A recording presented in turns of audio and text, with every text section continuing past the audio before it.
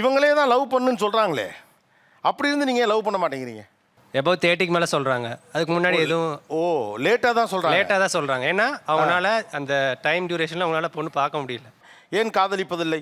Sir அதுக்கு முதல்ல பொண்ணு இருக்க மாட்டேங்குது சார். பொண்ணு இருக்க மாட்டேங்குதுன்னா படிக்கும் போதே எல்லாரும் கமிட் ஆயிடுறாங்க சார். நாங்கள் ஒரு ஆஃபீஸ் ஸ்ட்ரக்சருக்குள்ளே உள்ளே போகும்போதே எல்லாருமே நான் கமிட்டட் ப்ரோ சொல்லும் போதே ப்ரோ கமிட்டட் ப்ரோ அப்படி தான் சொல்கிறாங்க. பொண்ணே இருக்க மாட்டேங்குது ஃபர்ஸ்ட்டு. லைக் சிங்கிளாக இருக்கிறவங்களே கஷ்டமாக இருக்குது. வேற என்ன ரீசன் ஏன் காதலிப்பதில்லை? ஸ்கூல் காலேஜ் ரொம்ப ரெஸ்ட்ரிக்டடாக வளர்த்துறாங்க.